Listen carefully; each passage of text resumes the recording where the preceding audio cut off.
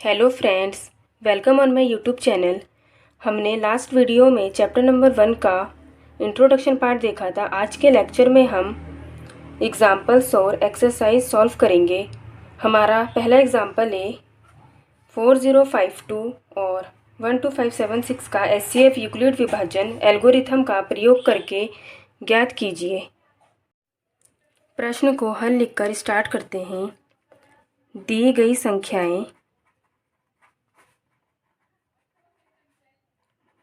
संख्याएं क्या है? 4052 और 12576। जो नंबर बड़ा होता है उसे भाज्य बोलते हैं। 12576 बड़ा है, 4052 छोटा है। अब हम इसको सॉल्व स्टार्ट करते हैं। चरण 1, पहला स्टेप क्या है? दी गई संख्याओं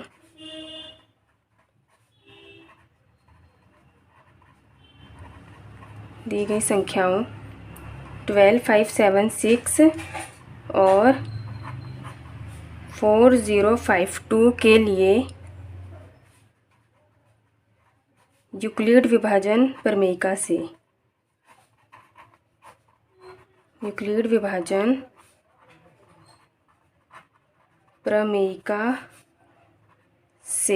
हम इसे सॉल्व करते हैं।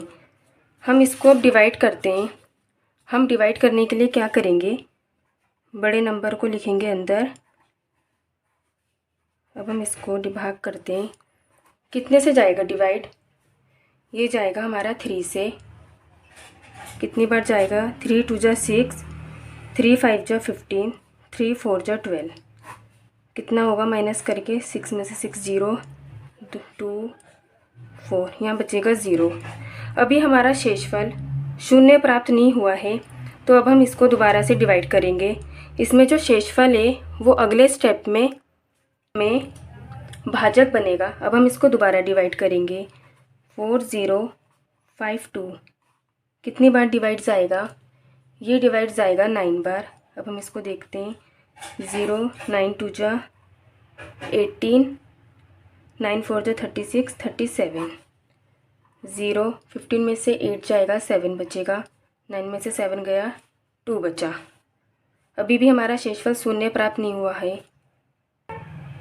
अभी हम इसे और बार डिवाइड करेंगे। अब 272 इसमें शेषफल है। अभी ये 420 है, ये इसमें भाज्य बनेगा। कितनी बार जाएगा? एक ही बार जाएगा। 10 में से 2 गया 8, 7 गया, 4 बचा, 3 में से 2 गया 1। अभी भी शेषफल 0 नहीं आया। अभी हम और डिवाइड करेंगे। कितनी बार डिवाइड जाएगा? एक बार ही जाएगा। 148, 12 में से 8 गया 4, 6 में से 4 गया 2, 2 में से 1 गया 1। अभी भी शेषफल 0 प्राप्त नहीं हुआ। अभी और डिवाइड करेंगे। 148 से कितनी बार जाएगा? एक ही बार जाएगा। 124, 4 2, अब 24 बचा। अभी भी 0 प्राप्त नहीं हुआ है। अब हम और डिवाइड करते हैं। 24 को 124 से करेंगे। कितनी बार जाएगा? ये जाएगा 5 बार। 24 5 जा 120, 4 बचा। अभी और डिवाइड करेंगे। अब 24 से जाएगा। 4 6 जा 24। अब शेषफल हमारा 0 प्राप्त हुआ है। अब हमारा एचसीएफ कितना होगा? 4 होगा। यही हमारी यूक्लिड विभाजन प्रमेयिका है। अब हम इसको कैसे लिख सकते हैं, आप देखिए। हमने डिवाइड कर लिया है। 12576 को क्या लिखेंगे? हमारा भाजक इंटू भागफल प्लस शेषफल, यानी 4052 इंटू 3 प्लस 420। अब हमारा अगला स्टेप यानी चरण 2 था संख्याओं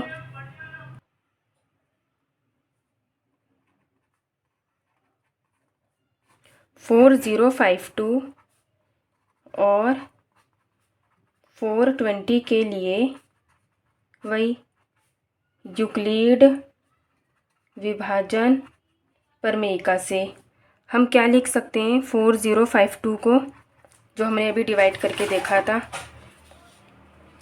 420 इंटू 9 प्लस 272, 420 इंटू 9 प्लस का 272। ऐसे ही अब हम अगला स्टेप करेंगे। स्टेप कौन सा है हमारा? 3 है। वही संख्याओं ऐसे हम एग्ज़ाम में सॉल्व कर सकते हैं। 420 और 272 के लिए यूक्लिड विभाजन प्रमेयिका से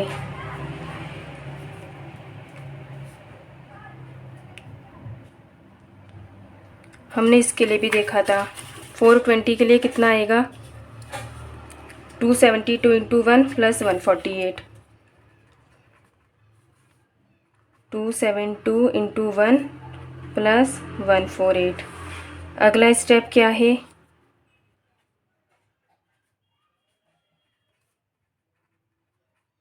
संख्याओं 272 और 148 के लिए यूक्लिड विभाजन प्रमेयिका से 272 के लिए कितना आएगा? भाजक इंटू भागफल प्लस शेषफल, 148 इंटू 1 प्लस 124। अब हम अगला स्टेप लिख लेते हैं। संख्याओं 148 और 124 के लिए यूक्लिड विभाजन प्रमेयिका से 148 के लिए वही जो हमने देखा था डिवाइड करके, भाजक गुणा में भागफल प्लस शेषफल, यानी 124 इंटू 1 प्लस 24। अब हम आगे करते हैं इसे सॉल्व। अगला स्टेप क्या है? अब कौन सी संख्याएं बची है? 124 और 24 के लिए यूक्लिड विभाजन प्रमेयिका से 124 के लिए क्या हमने किया था? आप देख सकते हैं 24 इंटू 5 प्लस 4, 24 इंटू 5 है प्लस 4 है। अगला स्टेप क्या है? संख्याओं 24 और 4 के लिए यूक्लिड विभाजन प्रमेयिका से हम 24 को कैसे लिख सकते हैं? 24 को 4 इंटू 6 प्लस 0, 4 इंटू 6 है प्लस 0 है। अब आप देख सकते हैं कि हमारा जो शेषफल है वो शून्य आ गया, तो इससे में HCF क्या होगा? हमारा 4 होगा। जो भाजक होगा वो हमारा HCF होगा। शेषफल शून्य है और भाजक 4 है, भाजक 4 है, अतः HCF कितना होगा हमारा? 4। अब हम उदाहरण नंबर 2 देखते हैं। दिखाइए कि प्रत्येक धनात्मक समपूर्णांक 2q के रूप का होता है तथा प्रत्येक धनात्मक विषम पूर्णांक 2q प्लस 1 के रूप का होता है, जहाँ q कोई पूर्णांक है। अब हम देखिए इसको कैसे समझ सकते हैं। अब हम इसको स्टार्ट करते हैं। हम इससे स्टार्ट करेंगे। माना ए कोई धनात्मक समपूर्णांक है, तब हम क्या करते हैं? यूक्लिड की एल्गोरिथम लगाएंगे। तब यूक्लिड विभाजन एल्गोरिथम से क्या होगा, ए बराबर है b into q plus r, यानी आर का जो मान है वो 0 या 0 से बड़ा और बी से छोटा होना चाहिए। हमें क्वेश्चन में दे रखा है 2q प्लस 1, यानी 2q प्लस आर, यानी जो इसमें शेषफल का मान है वो 0 के बराबर या उससे बड़ा होना चाहिए, और यह भाजक कितना है 2, और 2 से छोटा होना चाहिए। इसका मतलब क्या है, जो r का मान है वो 2 से कम होना चाहिए। हम इसको लिखते हैं, r का मान 2 से कम होना चाहिए। r के संभव मान कितने हो सकते हैं, r के संभव मान 0 और 1 हो सकते हैं। अब हम इसकी जगह एक बार r बराबर 0 रख लेते हैं और r बराबर 1 रख लेते हैं। जब हम r बराबर 0 रखेंगे तो क्या आएगा, a बराबर 2q प्लस 0, यानी 2q। जब हम r बराबर 1 रखेंगे तो a बराबर 2q प्लस 1। इसका मतलब ये क्या है, ये 2q है और ये 2q प्लस 1 है। किसी भी संख्या में अगर हम 2 से गुणा करें तो वो सम संख्या होगी। अगर हम सम संख्या में विषम संख्या जोड़ दें तो हमें विषम संख्या प्राप्त होती है। तो अब हम कैसे लिख सकते हैं, a बराबर 2q सम पूर्णांक है, धनात्मक पूर्णांक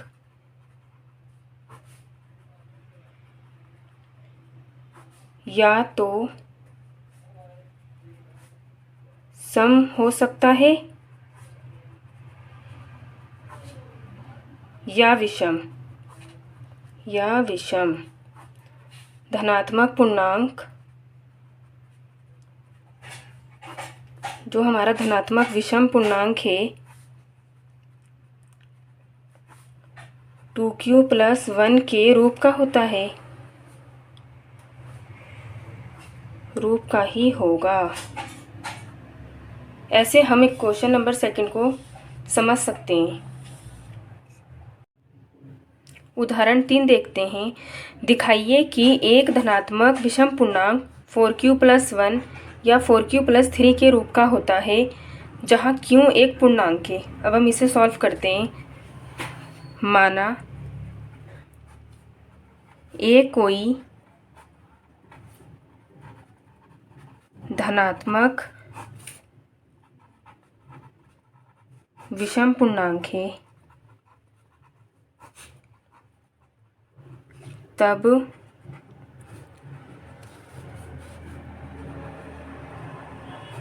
यूक्लिड विभाजन एल्गोरिथम से, यहाँ पर भी हम यूक्लिड की विभाजन एल्गोरिथम लगाएंगे। क्या होती है, a बराबर b q plus r, r का जो मान है वो b से छोटा होना चाहिए, 0 के बराबर या उससे बड़ा आना चाहिए शेषफल। यहाँ हमें कितना दे रखा है, हमें a बराबर दे रखा है 4q प्लस आर, यानी जो शेषफल है वो 0 के बराबर या उससे बड़ा और b से छोटा होना चाहिए, यानी b कितना है हमारा 4 है। तो r का जो मान है, r का मान 4 से कम होना चाहिए,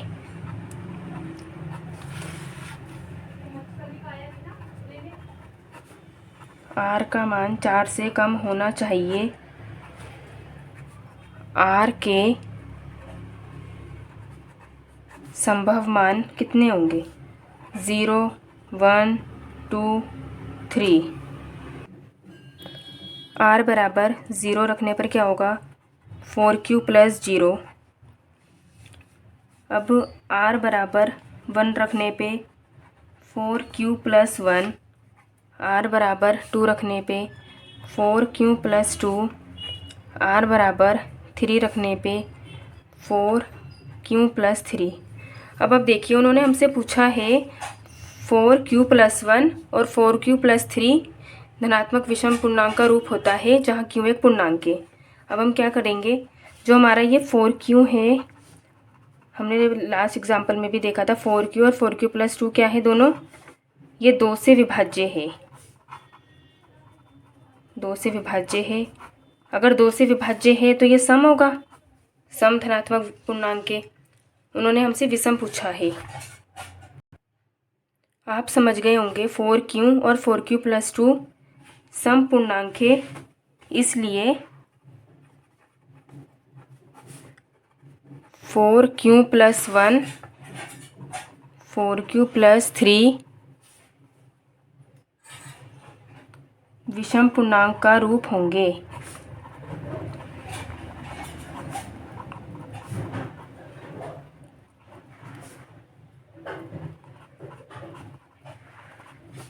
फोर क्यू प्लस वन और 4q+3 धनात्मक विषम पूर्णांक का रूप होंगे। अब हम अगला एग्जाम्पल देखते हैं। एक मिठाई विक्रेता के पास 420 काजू की बर्फियां और 130 बादाम की बर्फियां हैं। वह इनकी ऐसी ढेरी बनाना चाहती है कि प्रत्येक ढेरी में बर्फियों की जो संख्या है वो समान रहे तथा ये ढेरियां बर्फी की परात में न्यूनतम स्थान घेरे। इसके लिए प्रत्येक ढेरी में कितनी बर्फियां रखी जा सकती है? काजू की कितनी बर्फियां हैं? काजू की बर्फियां 420 है और बादाम की बर्फियां हैं 130। उन्होंने क्या बोला है? वो इसकी ऐसी ढेरी बनाना चाहते हैं कि जो परात है, मानो ये कोई परात है, इसमें वो बर्फियों की ऐसी ढेरी बनाना चाहते हैं कि जो बर्फियां हैं वो न्यूनतम स्थान घेरे और एक ढेरी में हम ज़्यादा से ज़्यादा बर्फियां रख सकें। तो अब हम इसे सॉल्व करते हैं। हम इसका HCF निकालेंगे 420 और 130 का। 420 बड़ा है, 130 छोटा है। स्टार्ट करते हैं। 420 को अंदर लिखेंगे और 130 को बाहर। ये हमारा भाज्य है भाजक के। 130 को कितनी बार चलें? 3 बार चलेंगे। कितना आ जाएगा? 390 माइनस करा 30। अब हम इसको दोबारा चलेंगे जब तक शेषफल शून्य ना प्राप्त हो जाए। 130 को लेके कितना हो जाएगा? 3 4 12 120। कितना बचा? 10। अभी भी शेषफल शून्य प्राप्त नहीं हुआ है। अभी हम इसे और चलेंगे आगे। 30 पे चले, 10 3 30। शेषफल हमारा शून्य प्राप्त हो गया है। भाजक कितना है? 10, यानी कि वो 10 की ढेरियाँ लगा सकता है। क्या करेंगे?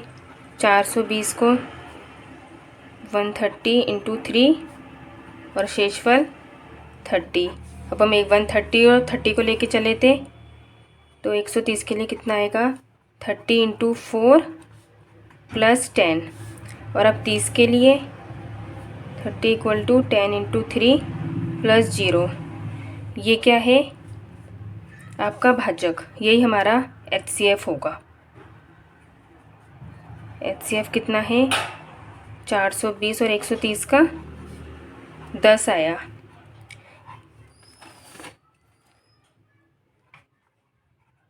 प्रत्येक प्रकार की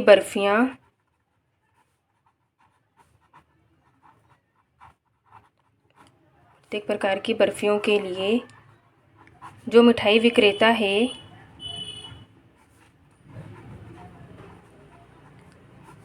दस की ढेरी बना सकता है।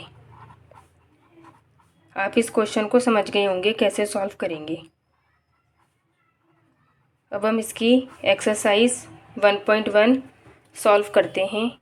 निम्नलिखित संख्याओं का HCF ज्ञात करने के लिए यूक्लिड विभाजन एल्गोरिथम का प्रयोग कीजिए। अब हम पहला क्वेश्चन देखते हैं। ऐसा हमने एग्जाम्पल भी किया था। इसमें क्या दे रखी हैं? दी गई संख्याएं क्या क्या हैं? 135 और 225 है। जो नंबर बड़ा होता है वो हमारा भाज्य होता है 135। अब हम इसको वैसे सॉल्व करेंगे जैसे हमने किया था यूक्लिड विभाजन प्रमेयिका के प्रयोग से।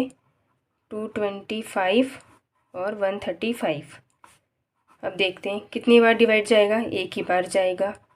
135 माइनस करा, कितना बचा, 90 बचा। अभी भी शेषफल शून्य प्राप्त नहीं हुआ है। तो 225 के लिए भाजक गुणा में भागफल प्लस शेषफल। शेषफल अभी भी 0 नहीं आया है। ये हमारा चरण 1 है, ये पहला स्टेप है। अब हम इसको दोबारा करेंगे डिवाइड। 135 एक ही बार गया, 5, 13 में से 9 गया 4, 45। अभी भी शेषफल शून्य प्राप्त नहीं हुआ है। तो 135 90 इंटू 1 प्लस 45। अभी हम दोबारा डिवाइड करेंगे 90, 45 टू जा 90। अब शेषफल कितना बचा, शून्य प्राप्त हो गया। 90 के लिए क्या आया, 45 इंटू 2 प्लस 0, और यहाँ भाजक कितना है, 45। तो यही हमारा HCF होगा। शेषफल शून्य है और भाजक 45 है, अतः HCF कितना होगा, 45। ये सेकंड पार्ट है इसका।